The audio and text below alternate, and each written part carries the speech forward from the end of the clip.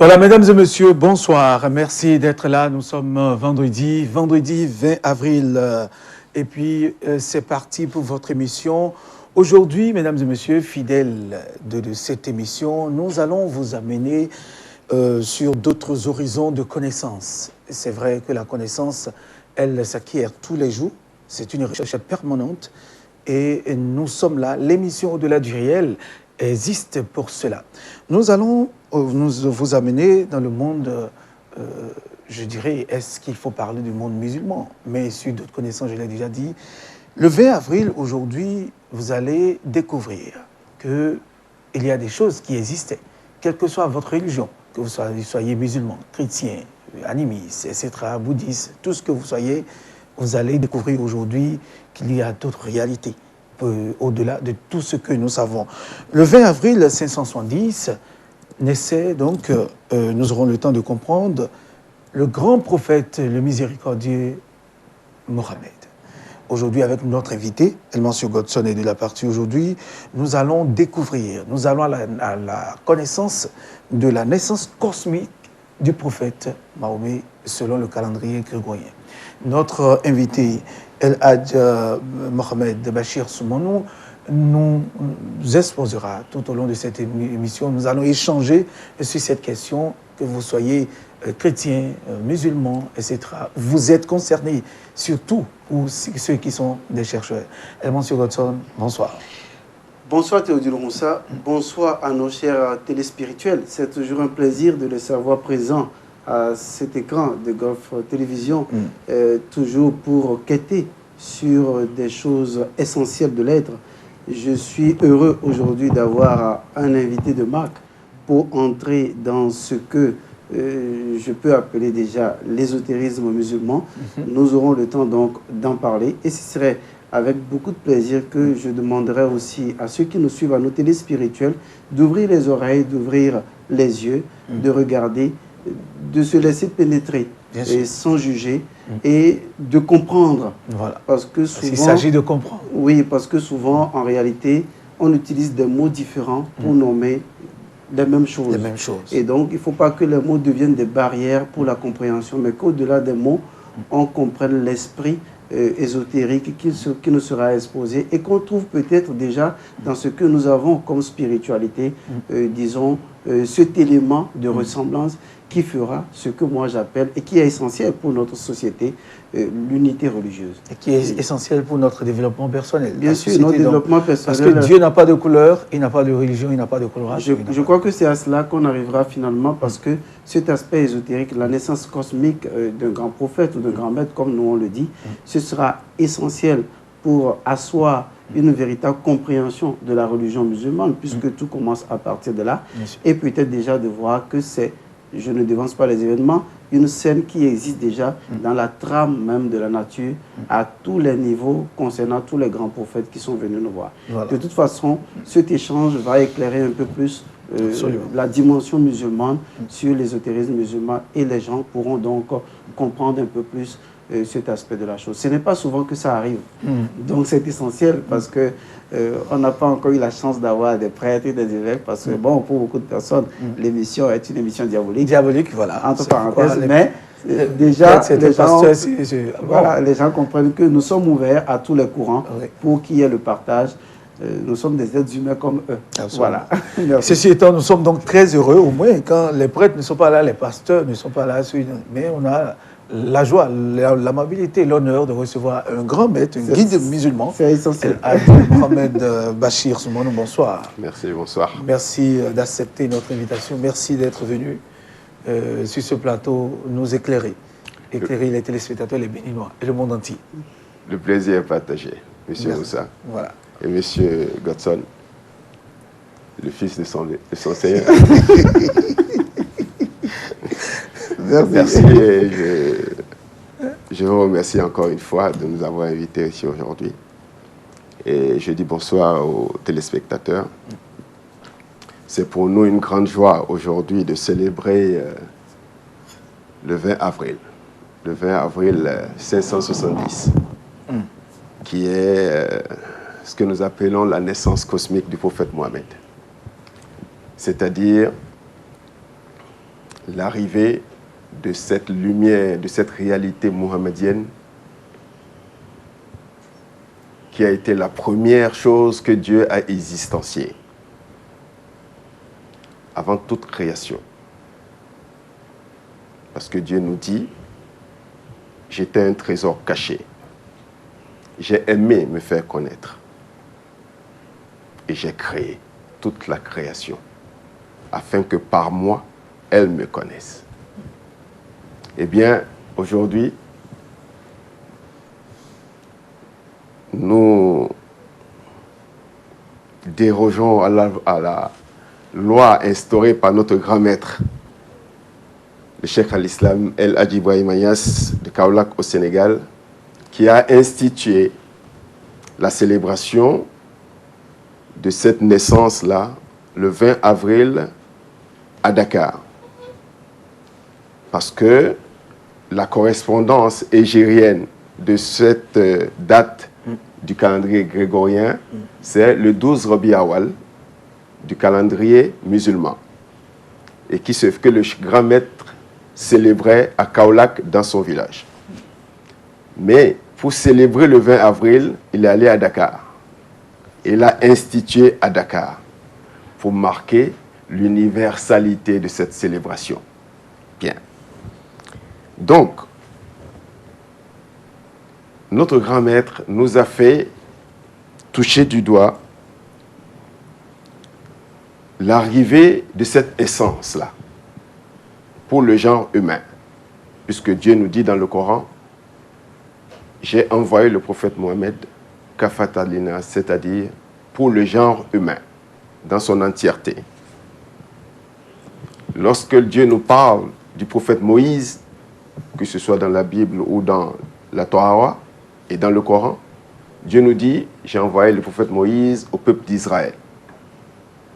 Et lorsqu'il parle de Jésus, il dit, j'ai envoyé Jésus au peuple d'Israël.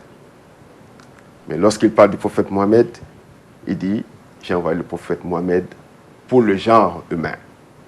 Bien. Donc, lorsque nous disons que nous célébrons une essence cosmique, c'est parce que le prophète Mohammed nous dit dans un hadith, j'étais prophète alors qu'Adam était encore entre l'eau et l'argile.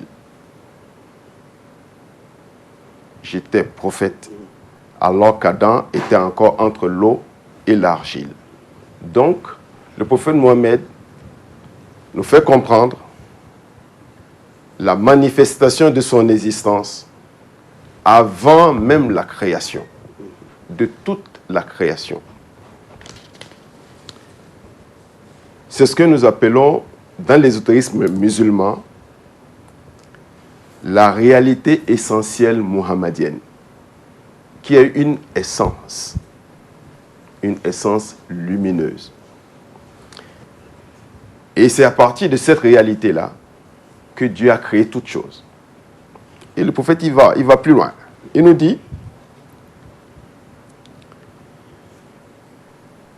et ceci, je vais me référer au propos du premier calife, le calife du prophète Mohammed, le calife Omar, le deuxième calife, pardon, le calife Omar. Le calife Omar qui nous dit, en rapportant les propos du prophète Mohammed, le calife Omar nous dit que le prophète l'a interpellé un jour et il lui a dit, « Oh Omar, sais-tu qui je suis ?» Omar lui dit, « Non, prophète. » Et le prophète lui dit, « Je suis celui dont la lumière est la première création de Dieu. Puis cette lumière s'est prosternée devant Dieu d'une prosternation qui a duré 700 ans. 700 000 ans, pardon. Donc la première à se prosterner devant Dieu est ma lumière. Et ceci sans prétention.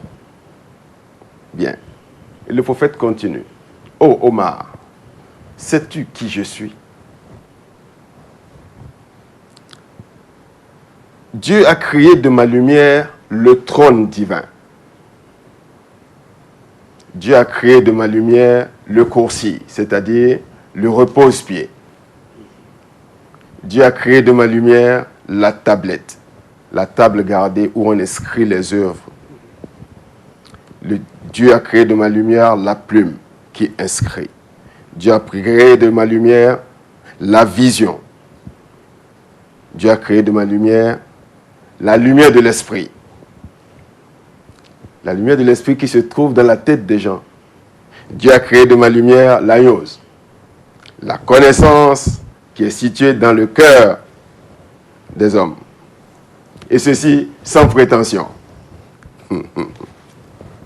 C'est en cela que nous l'appelons Sayyid al-Wujud, c'est-à-dire le Seigneur de l'existence, le Seigneur de l'être.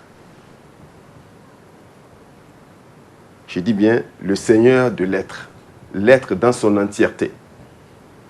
Bien. Et le prophète Mohammed, sallallahu alayhi wa sallam,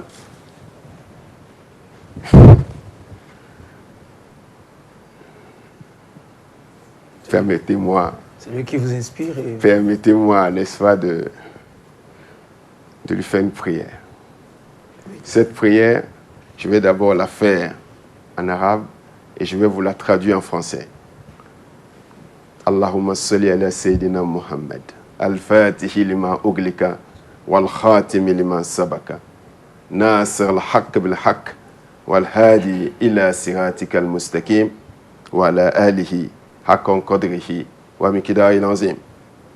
Ô Seigneur, répands tes grâces et ta paix sur notre Seigneur Mohammed, celui qui a ouvert ce qui était clos et qui a fermé ce qui a précédé. Celui qui assure le triomphe de la vérité par la vérité et qui guide sur ton chemin droit. Répands tes grâces sur sa famille, selon la réalité de son degré et de sa mesure immense. C'est ce que nous appelons la prière sur le prophète. Et ceci est une prière cosmique. Qui n'est pas à la portée de tous les musulmans. Tous les musulmans initiés le font. Lorsqu'ils l'ont compris, ils le font davantage. C'est-à-dire quoi? La qualité d'un mystique musulman et d'un mystique tout court, c'est de ne pas connaître ce que personne ne connaît. Ou bien c'est de ne pas connaître, sa qualité, c'est de ne pas connaître ce que tout le monde ignore. Non. Le mystique, c'est de connaître davantage ce que tout le monde connaît déjà. Mais lui, connaître davantage, pourquoi? Parce qu'il a de la pénétration. Il va au fond des choses. Eh bien, à partir de cette prière-là, je vais implorer mon Seigneur. Je vais l'implorer afin que la lumière divine, la beauté, la grandeur et la splendeur soient sur notre grand maître, le Cheikh al-Islam El-Hadji Ibrahima Niasse. Et je vais l'implorer également afin que le charisme de mon guide immédiat soit magnifié à jamais. Mon guide immédiat s'appelle Cheikh Hassan Cissé, qui est le petit-fils du grand maître Cheikh Ibrahim Niasse.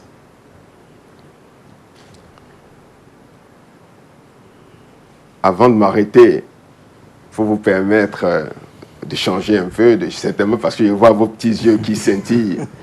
Vous avez certainement trouvé quelque chose qui suscite en vous des questions. Eh bien, je vais d'abord faire une prière d'institution, pour instituer au Bénin la célébration de cette naissance-là, chaque 20 avril dorénavant. Nous allons la célébrer avec faste et avec solennalité, pas seulement ici au niveau de Gov TV, mais également en ville et dans certains endroits de Cotonou et de Porto-Novo, etc. et sur toute l'étendue du territoire national. Eh bien, cette prière, je vais la faire en me conformant à l'intention du grand maître lorsqu'il a institué cette prière à Dakar, en vue de l'islam universel.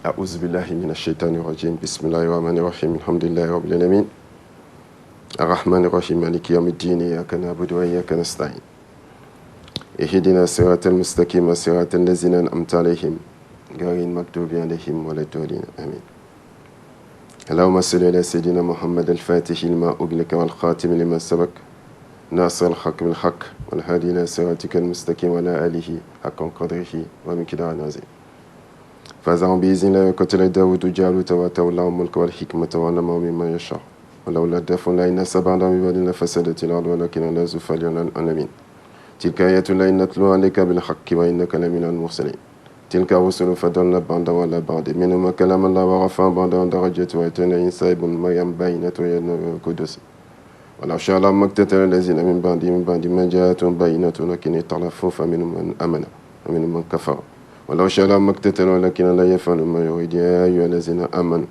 أنفقوا مما رزقناكم من قبل أن يأتي يوم لا بيع فيه ولا خلة ولا الشفاعة والكافرون هم الظالمون ألا لا إله إلا هو الحي القيوم لا تأخذه سنة ولا نوم له ما في السماوات وما في الأرض ما ذا الذي يشفع عنده إلا بإذنه يعلم من بين أيديهم وما خلفهم ولا يحيطون بشيء من علمه إلا بما شاء وسع كرسيه السماوات والأرض ولا يؤوده حفظهما وهو العلي العظيم اللهم صل على سيدنا محمد الفاتح لما أغلق والخاتم لما سبق ناصر الحق بالحق الهادي إلى صراطك المستقيم وعلى آله حق قدره ومقداره العظيم سبحان ربك رب العزة عما يصفون والسلام على المرسلين والحمد لله رب العالمين Amen.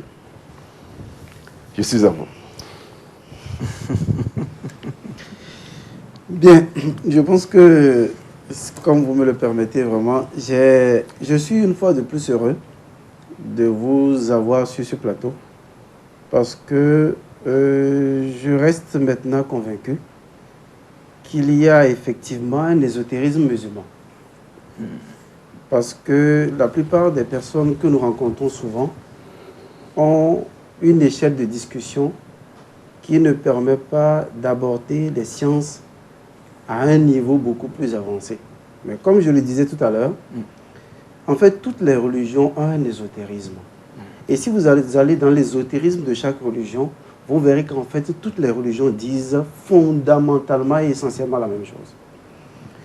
Tout à l'heure, dans votre intervention, c'est vrai que vous vous référez à une essence cosmique du prophète Mohammed. Mais dans l'ésotérisme chrétien, ça existe également. Puisque Jésus a dit qu'avant qu'Abraham n'exista, lui, il était avant Abraham. Et donc, il était un peu comme une essence primordiale qui était avec Dieu avant même la création de toutes choses. Et qu'il a participé même à cette création-là. Ce qui veut dire que si on entre dans chaque religion, on trouve un aspect plus mystique qui n'est pas donné à la population, mais qui fait partie de l'initiation personnelle, de l'initiation mystique du chemin intérieur de chaque individu. Est-ce que, parce que vous avez soulevé, vous avez dit tout à l'heure que Jésus est venu pour le peuple juif, pour le peuple d'Israël, mais Mahomet est venu pour l'humanité. Mais je voudrais dire en fait que quand on lit les évangiles, on comprend que Jésus aussi est venu pour le monde, mais pas seulement pour les Juifs, à ma compréhension. Oui. Quand vous dites, c'est à votre compréhension. Oui. Parce que si on se réfère à la réalité coranique et au test biblique également, Jésus spécifiquement était envoyé au peuple d'Israël. Le peuple d'Israël n'est pas les peuples de la terre. Dieu, dans sa sagesse, sait pourquoi il a dit « Je t'ai envoyé au peuple d'Israël ». Parce qu'il y a une suite logique dans la transmission du flux que Dieu a introduit dans dans Adam. Et ce flux-là qui a commencé à descendre progressivement jusqu'à atteindre Jésus, le dernier de la lignée avant l'arrivée du prophète Mohammed. C'est en cela que Jésus a dit, nous nous référons toujours au texte coranique, au peuple d'Israël, enfants d'Israël, je vous annonce l'arrivée d'un prophète après moi qui s'appellera Ahmed. Jésus a annoncé Ahmed. Mais nous avons reçu Mohammed. Pourquoi? Parce que Dieu nous dit dans le Coran que Jésus est l'Esprit d'Allah. Jésus est l'Esprit de Dieu. Jésus est le Verbe d'Allah qu'il a transmis, qu'il a insufflé dans Marie. Et Jésus est l'envoyé d'Allah. Voilà les trois caractéristiques de l'être christique. Jésus. Jésus est l'Esprit d'Allah. Donc, la proximité de l'Esprit par rapport à son origine, étant donné que cela appartient à un autre monde qui n'est pas le monde de la création, qui est ce que nous appelons dans l'ésotérisme islamique, dans l'ésotérisme musulman, je préfère dire musulman, le monde du commandement. L'esprit appartient au monde du commandement, alors que les hommes que nous sommes appartenons au monde de la création. Eh bien, l'esprit Jésus était encore, ou bien a été toujours en parfaite harmonie, en parfaite proximité avec son origine. C'est en cela qu'il a appelé Mohammed Ahmed. Parce que le nom céleste du prophète Mohammed, c'est Ahmed. Son nom terrestre, c'est Mohammed. Et son nom dans le monde subtil, dans le monde intermédiaire, c'est Mahmoud. Et ces trois noms ont une même racine, qui est Hamd. Hamd, ça veut dire la louange. Mohammed, ça veut dire le très loué. Ahmed, ça veut dire le plus loué. Et Mahmoud, ça veut dire celui vers qui va la louange. Donc, vous voyez, les trois noms du prophète Mohammed ont une même racine, qui veut dire la louange. Donc, lorsque Jésus a parlé comme ça, il a fait une référence à son origine. Jésus nous dit dans le Coran, Dieu nous parle dans le Coran en disant que Jésus est l'Esprit d'Allah. Jésus n'est pas l'essence d'Allah. Jésus n'est pas les attributs d'Allah. Jésus n'est pas les noms d'Allah. Donc, je préfère alors dire que c'est peut-être juste par rapport au Coran, mais sinon, la réalité de Jésus est la réalité christique. La réalité christique est une réalité cosmique. C'est une réalité du logos cosmique. Absolument. Donc, par conséquent, si on parle déjà, Jésus même a dit ce que Mahomet a dit. Et quand Philippe lui a demandé, montre-nous le Père et ça nous suffit, il a bien dit, celui qui m'a vu a vu le Père. Ça veut dire que d'une manière ou d'une autre, lui et le Père sont un. Si on entre dans l'interprétation de la Bible, on retrouvera exactement que Jésus est l'essence même de toute chose en tant que Christ cosmique.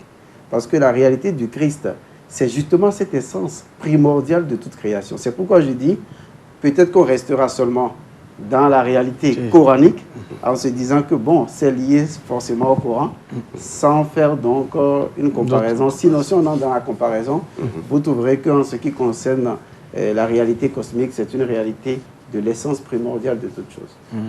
De toute façon, tous les ésotéristes s'accordent là-dessus. Moi, je cherchais à trouver que chaque religion avait un ésotérisme, et c'est vrai.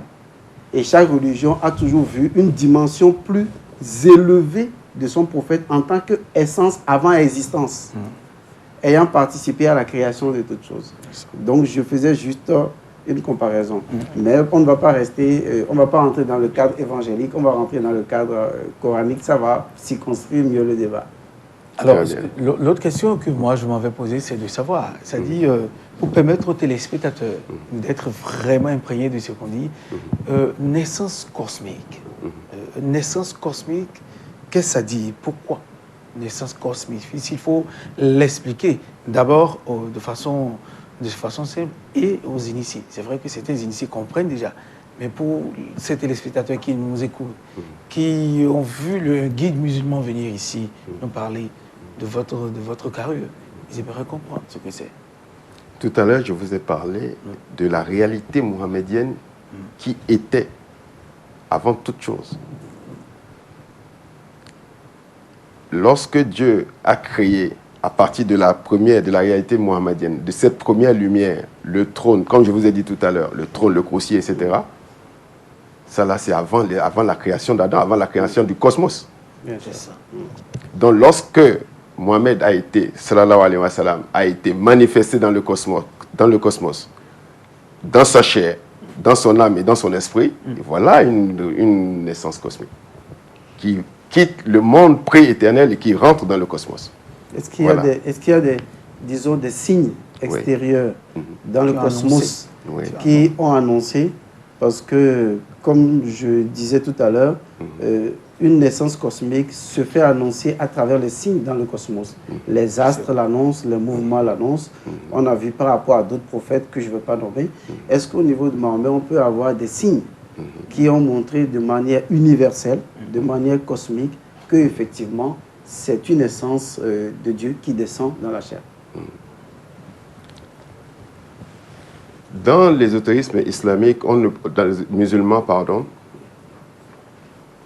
nous avons quelques traits qu'on présente comme étant les effets qui ont accompagné cette naissance cosmique, tels que la situation du monde humain à l'époque de l'arrivée du prophète Mohammed.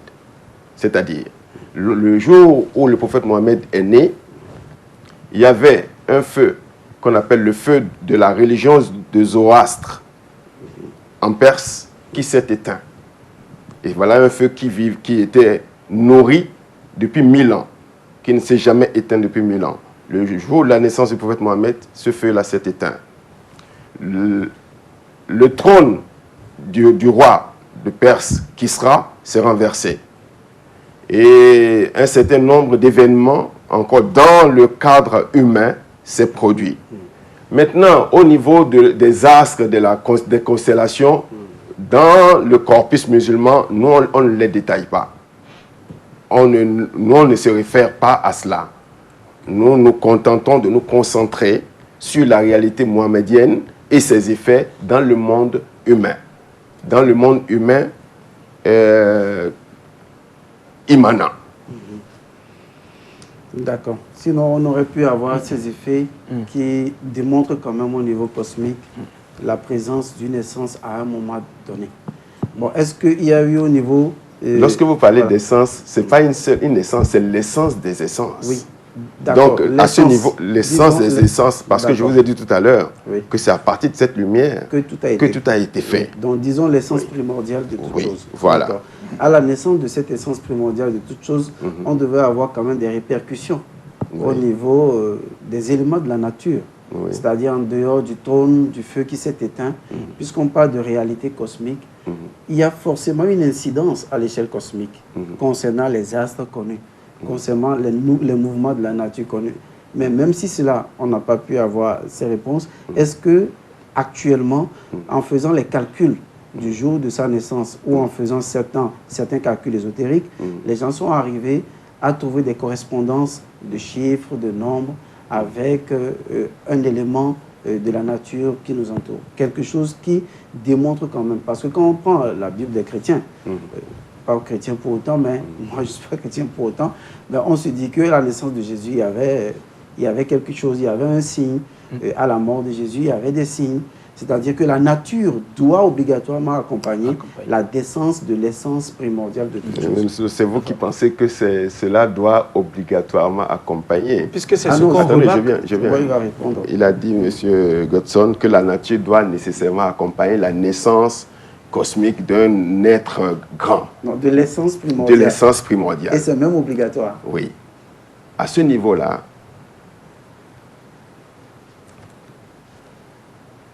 la naissance cosmique de l'essence primordiale s'est faite, je ne vais pas dire en douceur, mais dans le respect de l'ordre naturel des choses. C'est en cela qu'on dit que Dieu est simple. Et lorsque la nature est simple, elle est normale, elle est parfaite, elle est en harmonie. Elle n'a pas besoin de signes extra pour donner ou bien pour manifester un certain changement. C'est en cela que tout a été normal et tout a été régi de manière harmonieuse à la naissance du prophète Mohammed. L'essentiel, c'est ce qui nous rapporte de lui-même.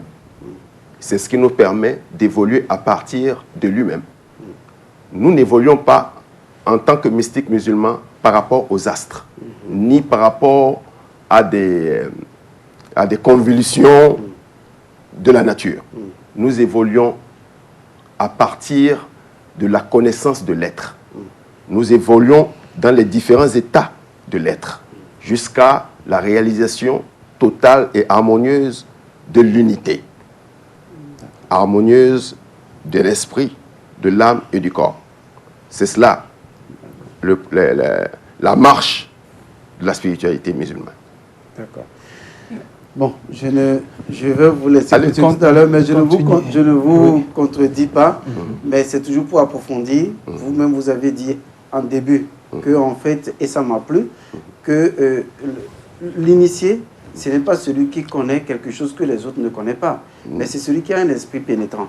Ce qui suppose alors que, quoi qu'on dise, Mahomet même a dit de lire dans les signes, puisque Dieu parle à travers les signes.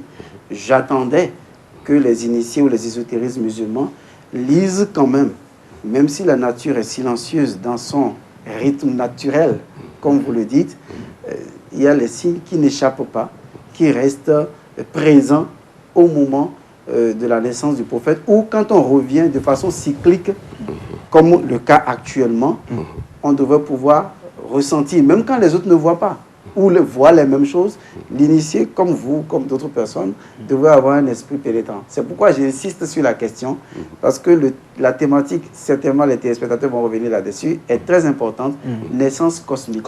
Ça veut dire qu'il doit y avoir une influence au niveau de tout le cosmos. Ne pensez pas que j'insiste. Non, je vous ai compris. C'est juste pour poser les questions à la place des téléspectateurs et approfondir la compréhension. Je vous ai compris. Voilà.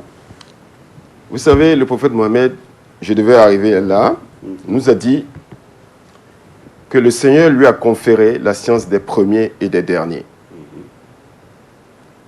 C'est-à-dire quoi? Dieu lui a conféré la somme de la connaissance. Non seulement de la connaissance pure de l'essence divine, mais la connaissance de la réalisation métaphysique de l'unité, c'est-à-dire l'identité suprême. Le prophète, dans sa démarche, nous amène à nous concentrer sur l'être et nous éloigner de tout ce qui accompagne l'être. Parce que Dieu a créé tout l'univers avec tout ce que comporte l'univers pour l'homme. C'est en cela que l'homme est le calife du Seigneur sur la terre. Parce que l'homme contient en lui la somme de tout l'univers. C'est en cela qu'il est un être synthétique. L'homme a la capacité, seule la capacité de manifester Dieu. Dieu lui-même a dit, dans un hadith, dans une sentence prophétique, ni les cieux, ni la terre ne peuvent me contenir. Mais le cœur de mon serviteur croyant me contient. C'est-à-dire, seul l'homme a la capacité d'être le support de manifestation de Dieu lui-même. Ce que ni les anges, ni les démons, personne ne peut manifester. Oui, c'est d'accord. Très bien.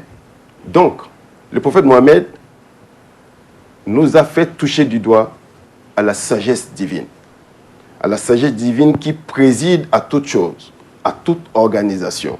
Et il nous dit, Seigneur, je cherche refuge auprès de toi contre une science qui ne sert pas. Nous avons besoin, en tant que mystiques musulmans, d'avancer et de nous réaliser ici. Parce que la terre, c'est le lieu de la réalisation. L'homme doit s'accomplir sur la terre. Ce n'est pas ailleurs. Bien sûr. On n'a pas de temps à perdre. On va à l'essentiel, non. C'est-à-dire, on prend et on va à la sagesse. On va à l'essentiel, on se réalise. Maintenant, je vais vous donner un signe. Un jour, de la fête de ce qu'on appelle la fête de la Tabaski ici, au temps du prophète Mohammed sallallahu alayhi wa sallam, son fils est décédé. Son fils Ibrahim est décédé ce jour-là. Et le même jour, il y a eu éclipse du soleil.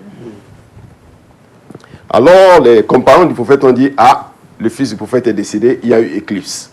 Le prophète a dit non. Dieu agit indépendamment des constellations pour accomplir son œuvre.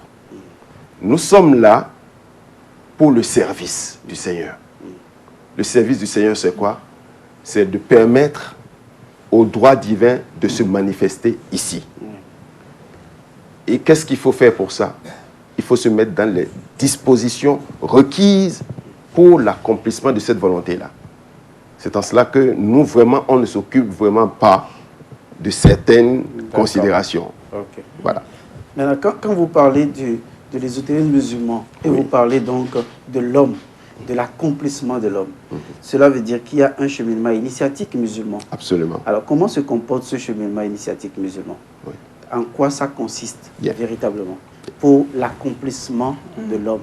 Et vous avez bien précisé quelque chose, on n'a pas le temps. Ce langage que vous avez m'étonne parce que c'est une manière de parler. C'est un peu totalement contraire à tout ce que je vois ou ce que j'entends en discussion avec des amis musulmans. Et je me dis, bon, c'est heureux que cette discussion nous permette d'approfondir d'autres discussions avec eux si nécessairement ils sont ouverts à cette dimension-là. Alors ça me permet de vous poser la question, un chemin initiatique musulman existe. Comment ça se présente pour l'accomplissement de l'être humain sur Terre sans perdre de temps? Bien. Tout d'abord, ceci est le travail d'un guide. Qu'est-ce qu'un guide musulman? Un guide musulman, c'est un imam initié qui a reçu une initiation avec une chaîne initiatique authentique qui remonte jusqu'au prophète Mohammed. Est-ce que cette chaîne existe? Elle est là, permanente. Est-ce que tous les imams sont initiés à cette chaîne initiatique?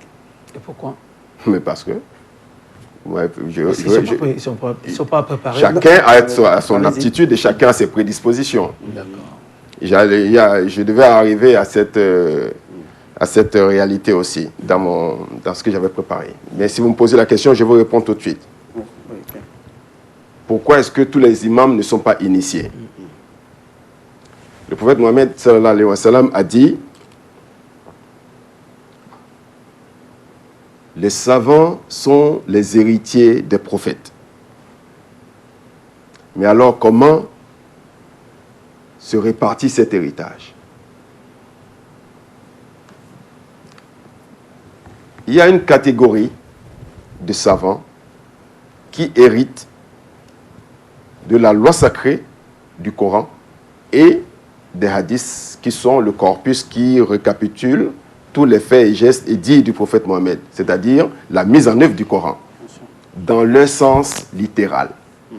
Ça, c'est la première catégorie.